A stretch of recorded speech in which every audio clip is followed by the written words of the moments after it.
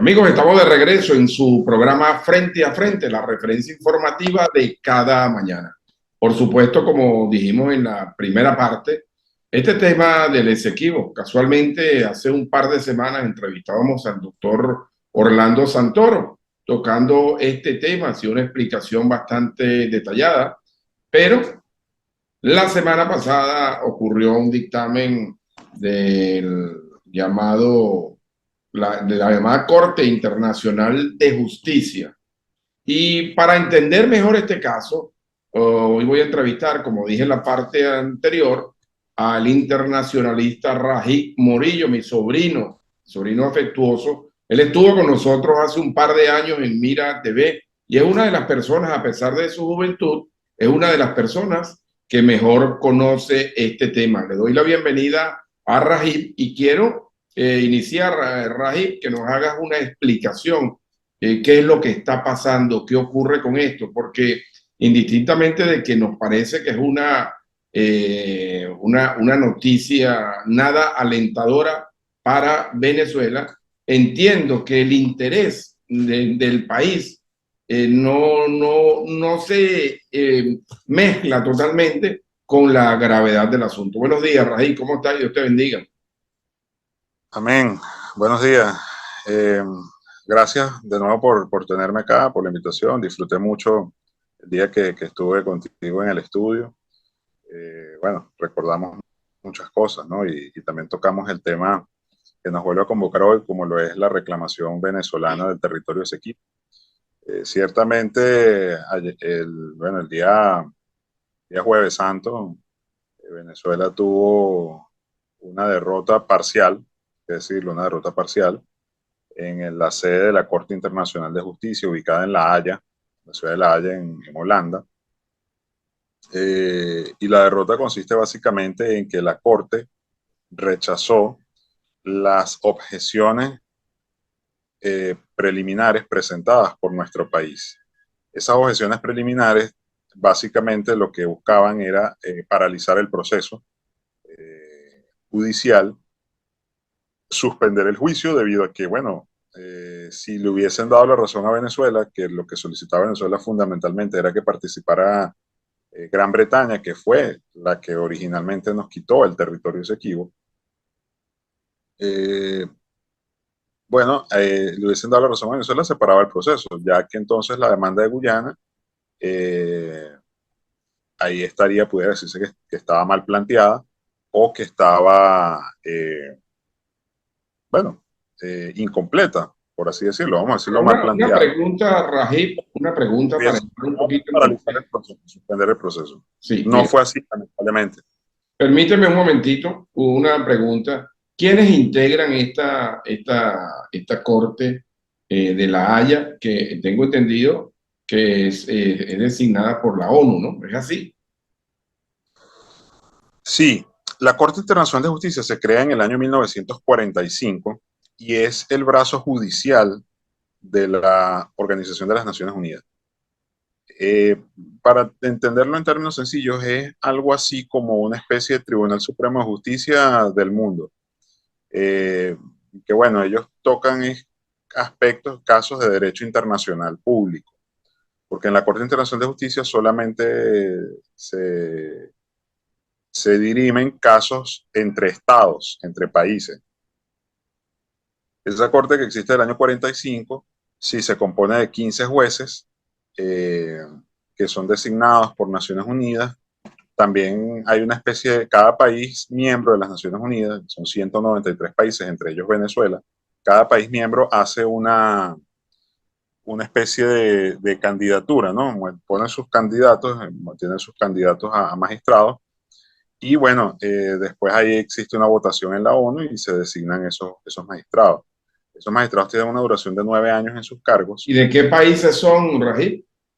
Bueno, hay países de todos los países del mundo. Por ejemplo, de la región de la América Latina y el Caribe hay dos. Hay uno brasilero y hay otro que es jamaiquino.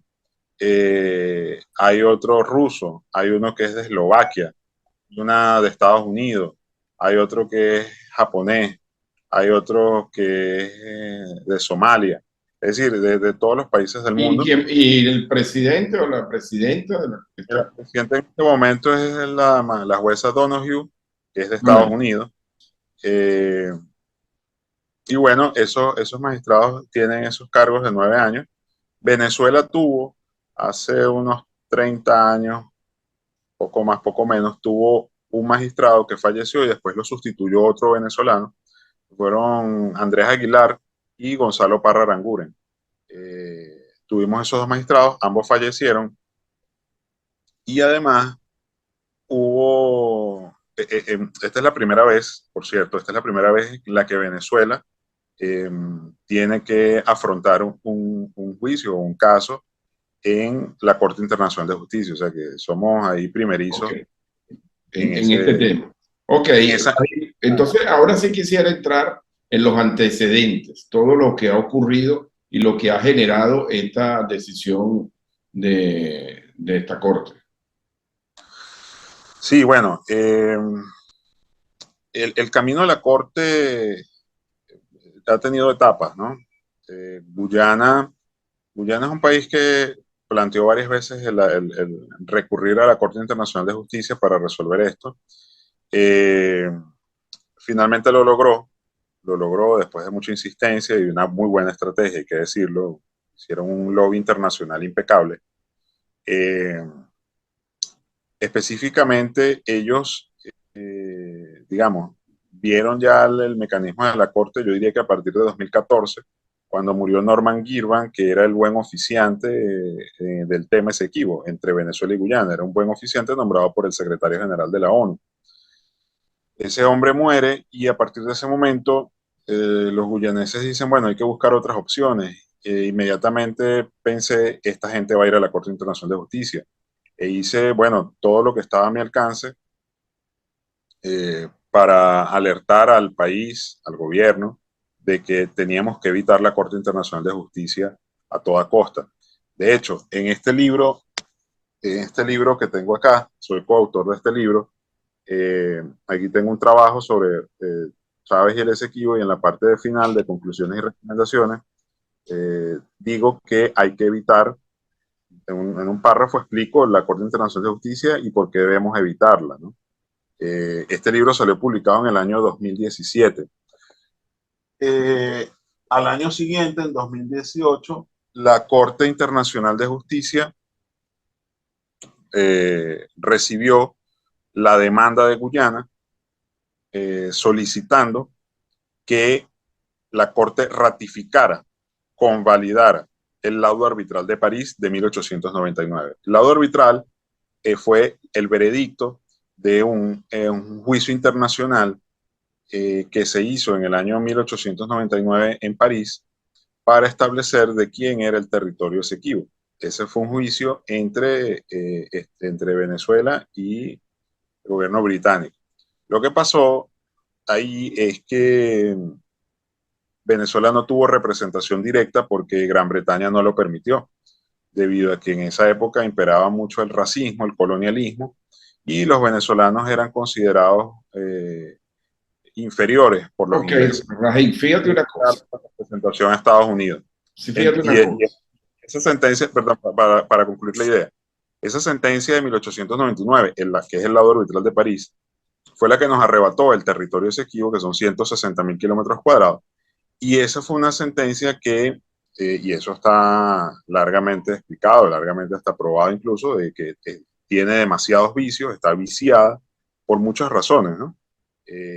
Entre ellas, por ejemplo, de que incurre en lo que se llama ultrapetita, en el exceso, en el que los jueces decidieron más allá de lo que le solicitaron las partes, entre otros problemas de fondo que tiene esa sentencia de 1899. Ahora, Rajiv, perdón. Ahora, Rajiv, ¿por qué motivo Venezuela se dejó arrebatar como utilizando el mismo término que tú estás haciendo, esta franja de terreno tan importante? ¿Por qué Venezuela no ha tenido mayor presencia ahí? ¿Por qué Venezuela no ha cedulado? ¿Por qué Venezuela se ha mantenido ajeno? Y ojo, no estoy hablando solo de este gobierno, estoy hablando de los antecedentes de por lo menos los últimos 60 años.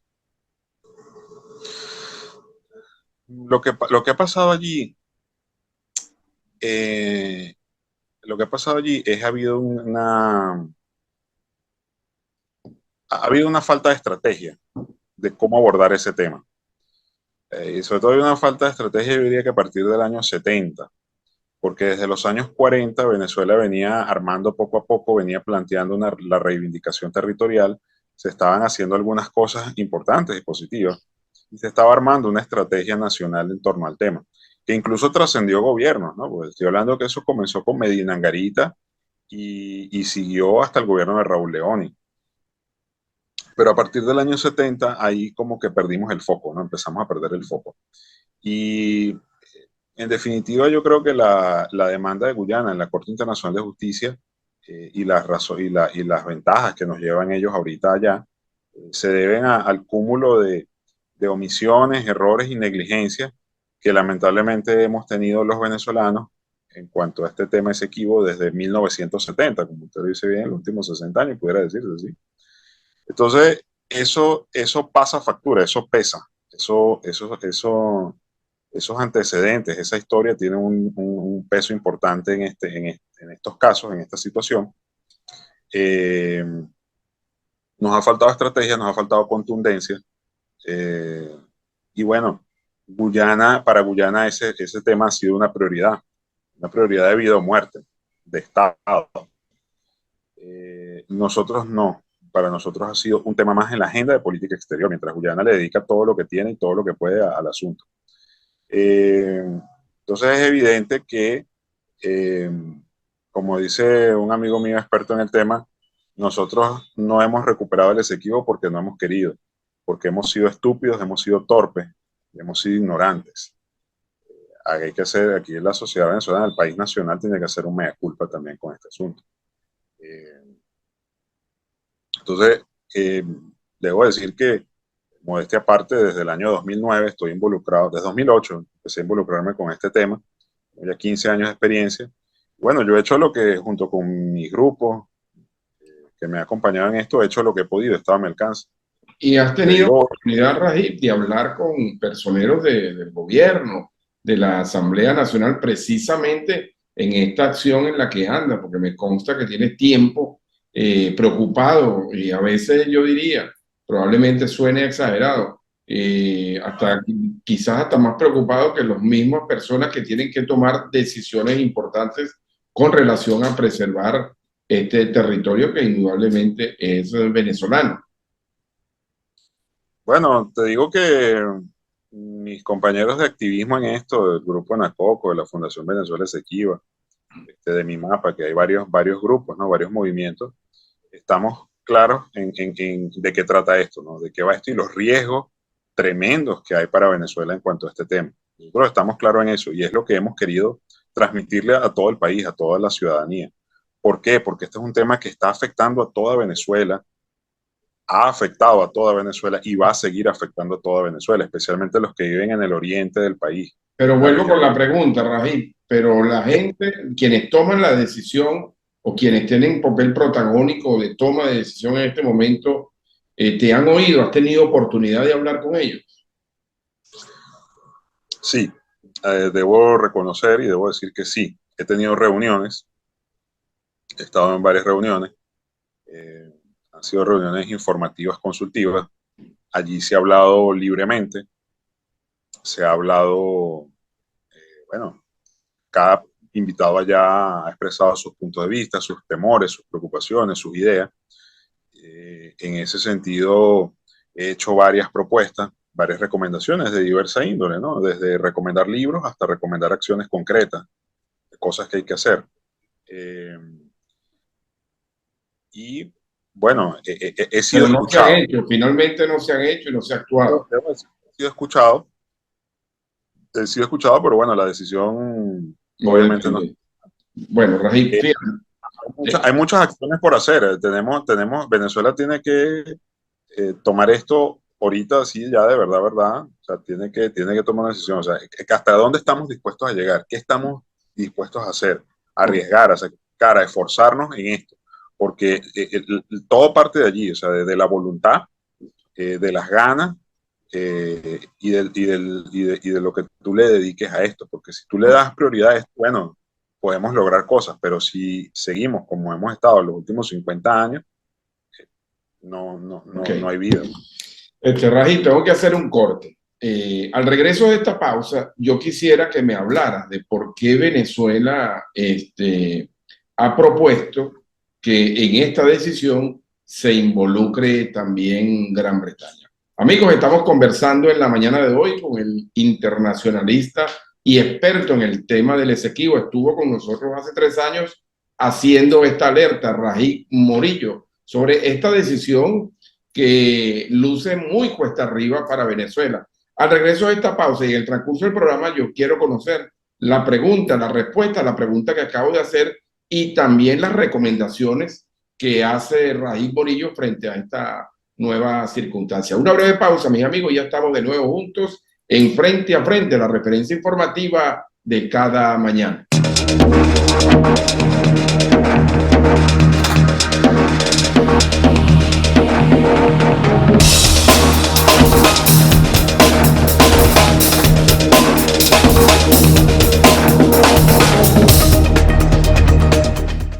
Estamos de regreso, mis amigos, en su programa Frente a Frente, la referencia informativa de cada mañana en los Altos Mirandinos. Recuerden que este programa usted puede verlo esta noche a las 8 en reposición, en un nuevo horario, 8 de la noche. Y no olvide suscribirse a nuestro canal de YouTube, Jairo Cuba TV, y también seguirnos en nuestras redes. Mi cuenta de Instagram es @JairoCuba y mi cuenta de Twitter @Jair Cuba, y la cuenta Twitter del programa es @Frente a Frente 9. Ya vamos a conocer las redes sociales de nuestro entrevistado en la mañana de hoy, el internacionalista Rajiv Morillo.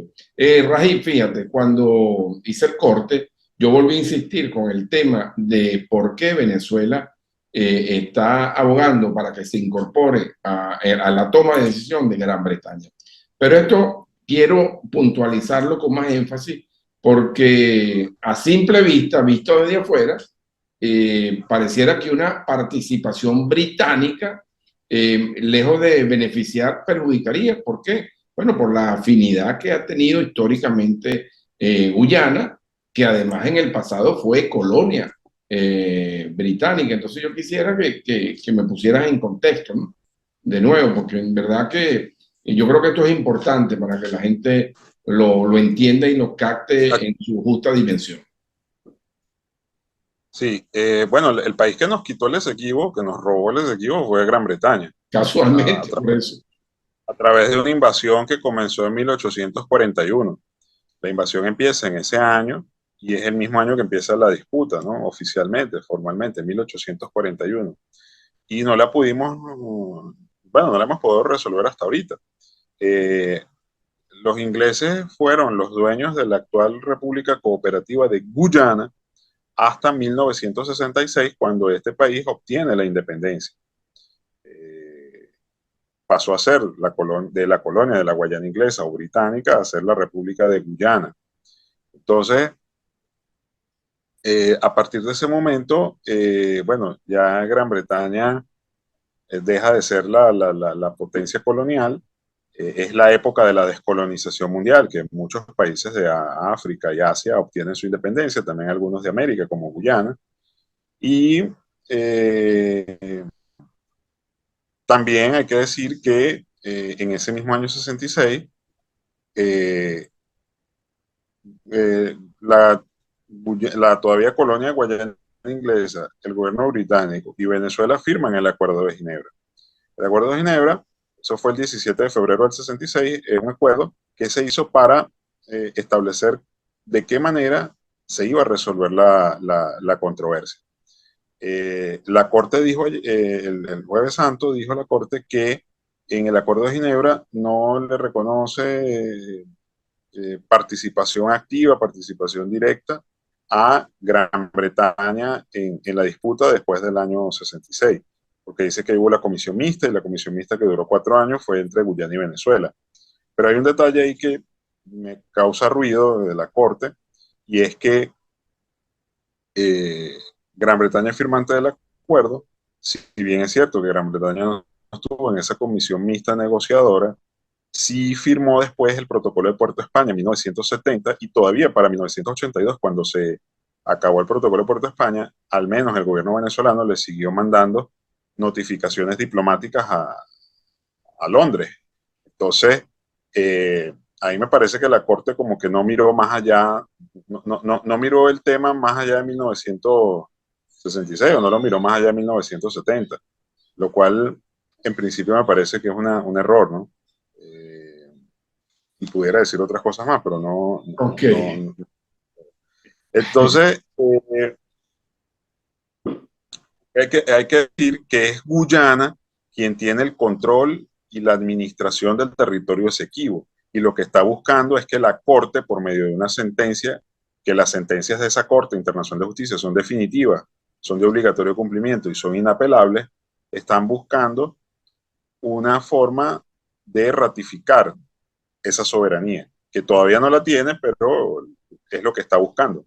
Quiere tener la soberanía para que, bueno, para que ahí entren de lleno las grandes compañías transnacionales en busca de recursos naturales, que se saben que hay muchos. De hecho, ya hay explotación petrolera, ya se está explotando petróleo en la zona marítima. Entonces, aquí hay que decir también que hay una inmensa cantidad de intereses, de ambiciones internacionales de grandes compañías transnacionales. La ExxonMobil está, pero no es la única. Hay compañías de todas partes del mundo, de todos los países. Hay países también que tienen intereses en el Esequibo, como Brasil. Eh, Estados Unidos ha reforzado, dada la crisis venezolana, ha reforzado sus vínculos con Guyana. La antigua metrópoli en Londres también ha reforzado vínculos incluso militares con Guyana. Entonces, bueno, ahí se está operando una gran transformación de la geopolítica del Caribe, de la geopolítica caribeña. Ahora, Raji, Eso es fíjate algo. una cosa, después de estas dos, como tú decías anteriormente, de estas dos decisiones, ¿qué es lo que debería hacer Venezuela desde el punto de vista de tu experiencia, con tu visión? ¿Qué crees tú que es lo que debería hacer Venezuela? Y te agrego una pregunta más. ¿Tú crees que esto es un caso perdido o todavía Venezuela tiene posibilidad de recuperar y mantener este juicio vigente para recuperar la soberanía en la Guayana Esequiba? Mira, Venezuela tiene que hacer muchas cosas que no ha hecho, o no las ha hecho bien, o no las ha hecho de forma continua. Venezuela tiene que, por ejemplo, tener una mayor presencia, el Estado venezolano tiene que tener una mayor presencia en las zonas más cercanas al Esequibo, en la zona costera del Esequibo. Por cierto, un inciso acá, la Corte lo que está juzgando es solamente lo que fue el laudo, es decir, la parte terrestre. No está juzgando cuál va a ser la frontera marítima entre Venezuela y Guyana. Sin embargo, según el derecho del mar, hay una influencia directa y se sobrepone la tierra sobre el mar, por el principio del dominio de la tierra sobre el mar. Entonces la tierra es más importante que el mar.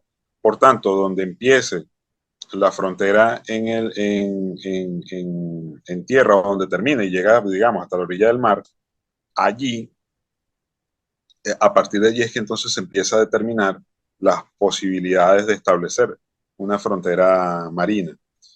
Pero la Corte no está juzgando la frontera marina, está juzgando la frontera terrestre, pero eso obviamente tendrá una incidencia en la frontera marina. Entonces, tiene que haber una presencia importante del Estado venezolano en las zonas cercanas al Esequibo, tiene que haber un desarrollo de esa zona, una presencia, pues, del Estado, como lo hace Brasil. ¿Y tú ves Brasil voluntad política para eso? toda su frontera. ¿Ah? ¿Tú ves voluntad política para eso? Bueno, las recomendaciones se han hecho. Yo creo que lo que nos ha estado pasando en los últimos 5 años, o desde 2015 para acá, las acciones de Guyana son una fuerte llamada de atención, un campanazo que tenemos que escuchar y que tenemos que atender con seriedad. Ha habido un equipo que ha contratado el gobierno de expertos nacionales y extranjeros que lleva trabajando en este asunto desde 2015 o 2016, pero es evidente que dado digamos, el revés que tuvimos la semana pasada, tiene que haber un replanteamiento de la estrategia. Ahí te hago una pregunta que tiene mucho que ver y se ha planteado mucho. Esto tiene que ver con la política, con la posición que tiene el actual gobierno venezolano. ¿Esto tendrá alguna incidencia? He conversado con alguna gente que ha tenido acceso a la corte y me dice que sí, que en parte algo de lo que ha incidido allí es la situación política interna de Venezuela. También que hay que decir que, bueno, estábamos aquí hasta enero de este año, estuvimos con esa dualidad de los dos gobiernos, ¿no? El gobierno de Guaidó y el gobierno de Maduro. Cuando la ONU reconoce a Maduro, pero también esa dualidad, esa ambigüedad afectaba, pues afecta. Es evidente que la situación venezolana interna es conocida por todos y eso tiene una incidencia, porque además Venezuela ha perdido, dolorosamente, ha perdido peso específico, ha perdido poder, ha perdido influencia internacional, ya no es la Venezuela de hace 40, 50 años atrás que tenía poder, tenía dinero, eh, tenía prestigio. Entonces, ahorita con esta crisis tan aguda que hay en Venezuela, que tiene ramificaciones internacionales, es evidente que eso nos afecta a nosotros desfavorablemente. Además que Guyana y cualquier país que tiene una política exterior realista y pragmática y que está clara de sus intereses y aspiraciones, aprovechan los momentos de debilidad del adversario. Y eso es lo que ha hecho Guyana. Desde 2015 Guyana ha venido aprovechándose de la debilidad venezolana, de la crisis interna venezolana, y eso pega y eso afecta y eso está teniendo consecuencias eh, negativas para los venezolanos.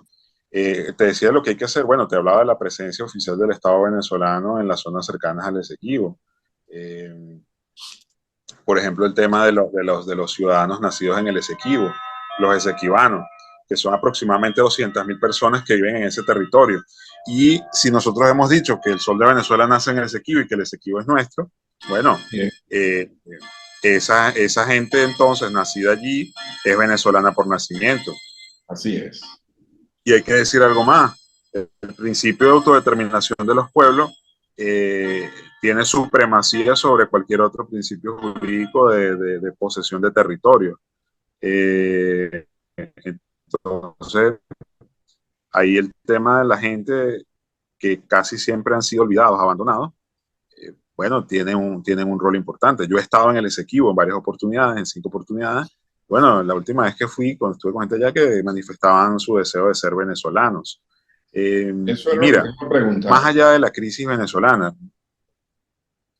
sí, más allá de la crisis venezolana, no podemos, digamos, ser tan pesimistas de que siempre vamos a estar en crisis, ¿no? De que podemos salir de la crisis. Venezuela no siempre estuvo en una crisis severa. Y hay que pensar en que, bueno, que podemos tener un país diferente, un país superior, un país mejor, y hay que trabajar en ello. Además, nosotros tenemos una ventaja estructural, social estructural, por sobre Guyana o frente a Guyana, y es que en Venezuela no hay problemas raciales. Guyana es un país racista, sus partidos políticos se dividen por razas, y en Venezuela no hay eso.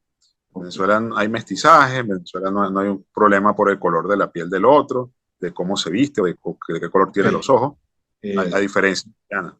Ok, Rajib, tengo que hacer una nueva pausa, nuestra última pausa en el programa de hoy. Al regreso tengo algunas otras preguntas que quiero hacerte, entre ellas, ¿cómo es la relación bilateral en este momento entre Guyana y Venezuela? ¿Y cuándo crees tú que se produzca una decisión o si esto va a durar mayor tiempo? Y también quisiera que profundizaras un poquito sobre tu experiencia por allá por Guyana, las veces que has tenido la oportunidad de visitarla. Amigos, una breve pausa y continuaremos conversando con el internacionalista Rajib Morillo, experto en el tema del Esequibo. Ya venimos.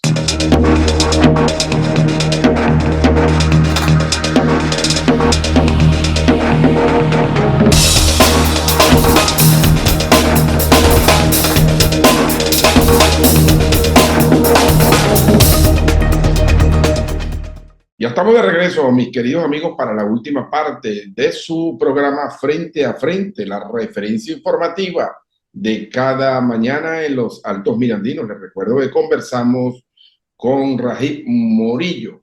Rajib Morillo es internacionalista, se ha dedicado a la investigación de este tema, lo ha asumido como tenemos que asumir todos los venezolanos este tema de soberanía, porque es un problema de soberanía. Ha dedicado tiempo a la investigación, ha escrito libros, ha escrito textos, tiene un grupo con el cual se mantiene muy activo. Una persona joven. ¿Qué edad tienes tú, Rajib?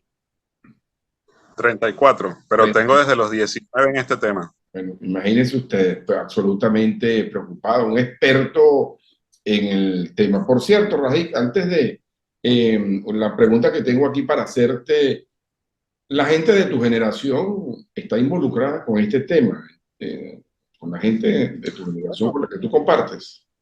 Sí, fíjate que debo decir algo, un poco de historia personal y del activismo en todo esto, ¿no? La nueva generación o las nuevas generaciones dedicadas a este asunto, y no solo este asunto del Esequibo, sino todos los problemas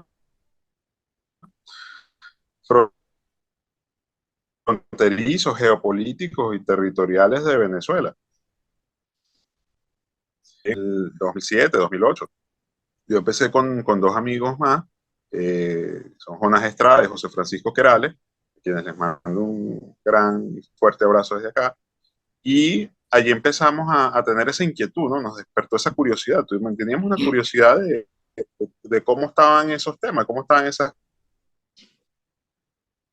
cosas, ¿no? El Esequibo, la zona de reclamación, el Golfo de Venezuela, todo aquello. Y allí empezamos nosotros, bueno, ser un poco también autodidactas, ¿no? Después empezamos a conocer a algunos expertos más mayores, ya gente mayor.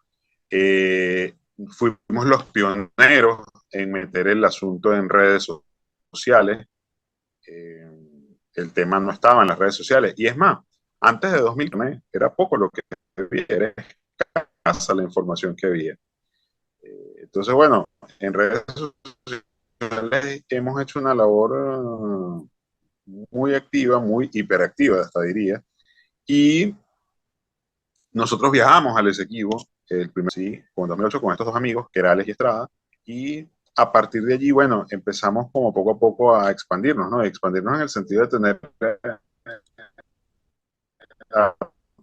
de varios lugares del país, entre ellos de San Andrés. Ahí empezamos a hacer conciencia y a sumar voluntades en esta cuestión. También, y todos son de mi generación, pues todos somos contemporáneos. Después han entrado algunas personas un poco más mayores, pero, y también hay algunos, una bandera, digamos, de una parte de mi generación que hemos levantado, ¿no? Porque vimos ese tema muy desatendido, muy descuidado, y teníamos muchísima curiosidad.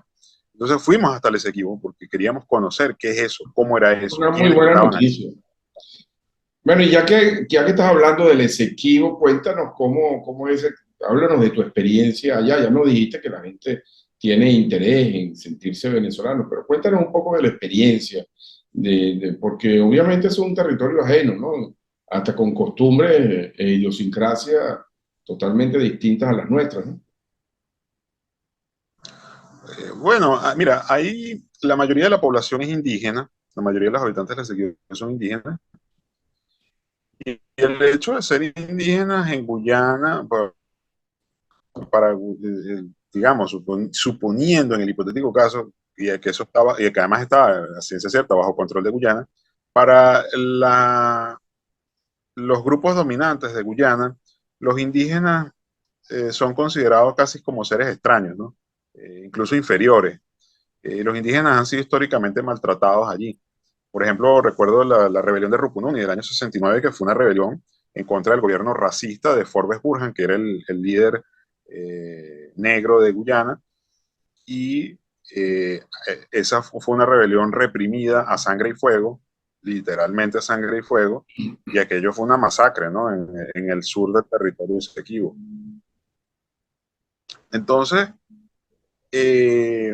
esa es esa es parte de la realidad. La otra parte de la realidad también es que, bueno, hay gente, yo he conocido gente ya que tienen cédula venezolana por nacimiento. Y no tienen Otros problemas para el libre tránsito, Rajiv. han tenido por naturalización. No tienen problema para el libre Eh, tránsito. Por lo menos cuando tú entraste ¿Hiciste migración? ¿Cómo es el tema? Explícanos un poco. No, migración, no hicimos migración, nosotros hemos entrado como Pedro por nuestra casa. Otras veces, dado que tuvimos acompañamiento de las Fuerzas Armadas, bueno, tuvimos que hacer una especie, digamos una notificación, pero no hubo que sellar pasaportes ni nada de eso.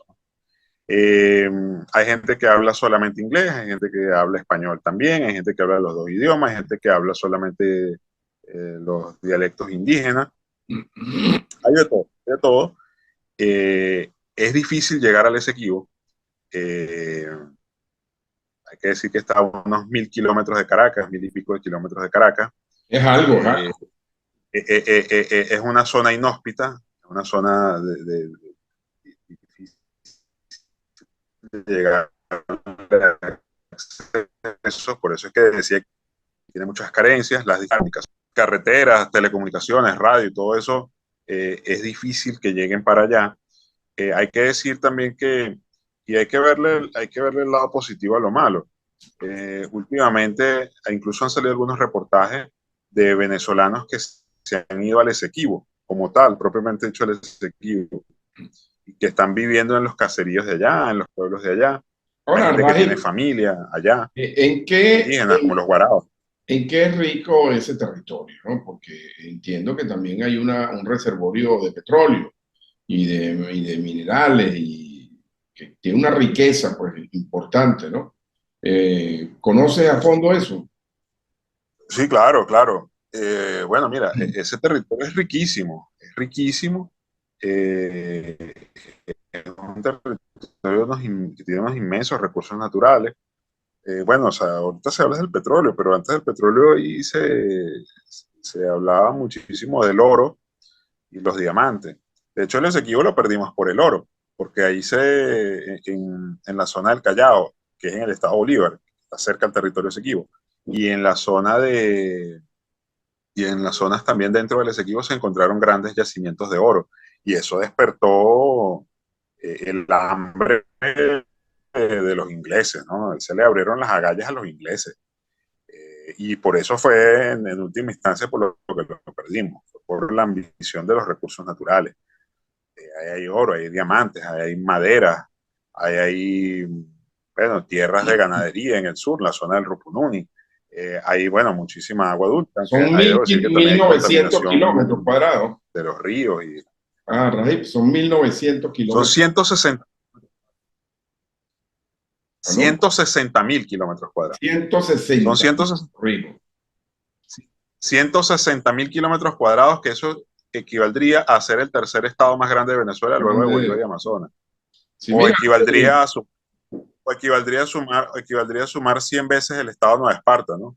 imagínate tú. Eh, Mira, Rajiv, bueno, ¿cómo es la conoce la, relación sí, bilateral Venezuela con sí. Guyana en este momento? Para terminarte la idea, si todo el mundo sabe de Malvinas, bueno, las Malvinas son 13 veces más pequeñas que el Esequibo. Sí, imagínate, es una isla pequeñita. Y, y si lo vemos desde el punto de vista internacional, el Esequibo es poco más de la mitad de Italia, o sumar Cuba con República Dominicana. Ese es el Esequibo. Eso es lo que está en riesgo. Eso es lo que nos está afectando y eso es lo que está en juego. Para que estemos claros en lo que nos estamos aquí jugando. No es poca cosa. Es la Bueno, segunda disputa territorial más grande del planeta. La segunda más grande del planeta. En un territorio que es riquísimo, que tiene una cantidad de recursos naturales inmensos, que incluso hay cosas que no se saben a ciencia cierta qué es lo que hay allá. Se sabe que hay mucho oro, se sabe que hay mucho diamante, se están sacando, ya se está sacando petróleo del mar, hay gas. Y hay bauxita, hay uranio, que es para la energía nuclear, y las bombas atómicas. Hay de todo. Lo que se imagina y ahora, lo que usted no se imagina hay allí. Rajiv, más allá de la disputa, porque estamos en este proceso de disputa, ¿cómo han sido las relaciones bilaterales de Caracas con Georgetown? Bueno, mira, las relaciones entre Caracas y Georgetown han sido generalmente tensas. Han sido unas relaciones de tensión por este tema, por la existencia de este conflicto no resuelto. Eh, y hemos tenido tensión desde siempre, ¿no? La rebelión de Rupununi fue un momento de gran tensión, que estuvimos al borde de la guerra. En todos los años 60 fueron momentos de gran tensión. Después hubo momentos de calma, de relativa calma en los años 70 a raíz del protocolo de Puerto España, cuando se suspende por 12 años la reclamación del Esequibo. Y después, bueno, se han habido momentos de cooperación y momentos de confrontación. Claro, nunca hemos llegado a una guerra directa, pero hay que decir que son unas relaciones tensas. Guyana, bueno, en los años 80, por ejemplo, y algo de los 90, recibió cooperación venezolana, ayuda venezolana directa en dinero, en especies, en ciertas facilidades. Con el presidente Chávez, a partir de 2005, Guyana se incorpora al esquema de Petrocaribe, que era un esquema de cooperación petrolera, de vender petróleo a precios muy, muy, muy flexibles, ¿no? La Muy facilidad que se laxos. le dio al CARICOM. Sí, sí, Guyana forma parte de CARICOM. De hecho, la sede del CARICOM está en Georgetown, que es la capital de Guyana. Y entonces Petrocaribe, casi todos los países de CARICOM están en el esquema de Petrocaribe, que lamentablemente eso no se aprovechó en su buena época de que funcionó Petrocaribe para, por ejemplo, terminar de delimitar las fronteras marinas de Venezuela en el Caribe. Que por cierto, Venezuela tiene fronteras con la OTAN. Todo el mundo menciona la OTAN ahorita por la guerra de Ucrania, pero nosotros tenemos frontera con la OTAN y hay fronteras que no están definidas en el mar, porque tenemos frontera con Francia, con Estados Unidos, con Holanda, por delimitar está con los ingleses. Entonces, esa también es un asunto pendiente y no se aprovechó esos años, esa época, para establecer unas condiciones favorables para Venezuela, o al menos de normalidad, de cooperación, de cordialidad para resolver esos asuntos pendientes, incluyendo también lo del Esequibo. Ok, Raíl, me quedan pocos minutos, ¿no? Termino la idea diciendo que cuando los años que Guyana recibió el petróleo venezolano a través de Petrocaribe, eso equivalía a la mitad del consumo petrolero de Guyana. Imagínate tú. Imagínate tú. Mira, Raíl, ya me queda muy poco tiempo.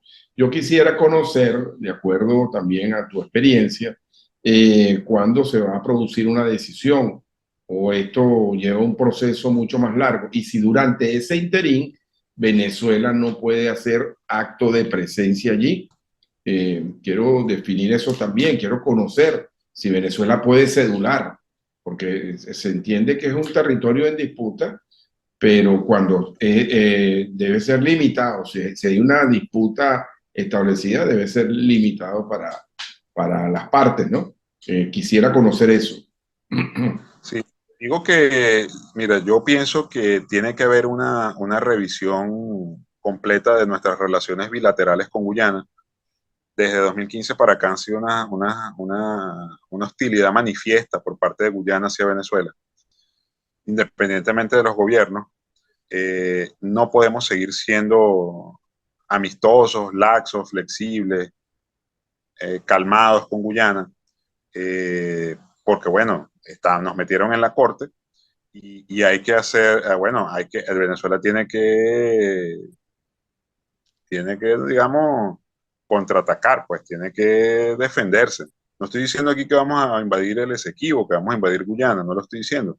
Para mí la guerra es la última opción, pero sí tenemos que hacer acciones contundentes dentro de la corte, fuera de la corte y con urgencia y simultáneamente. No hay que hacer acciones en varios planos. Sí se puede celular a quienes están en el Estado Bolívar, están Maduro, en la línea que con el Esequibo y pegaditos al Esequibo podemos hacerlo a través de nuestra embajada venezolana en Georgetown, entre otras cosas. Tiene que haber una revisión de las relaciones con Guyana. O sea, no podemos seguir en esta relación que hemos tenido hasta ahora con Guyana. ¿Hay tiempo para esta decisión? Hay que darle un parado. ¿Hay tiempo para esta decisión, Raíl? Ya para concluir. La Corte no dijo, es decir, lo que decidió la Corte, más allá de rechazar la objeción que presentó Venezuela, la Corte estableció que los alegatos presentados por los guyaneses van a seguir y eso es lo que se va a discutir en los próximos meses, pero no dijo fecha. Venezuela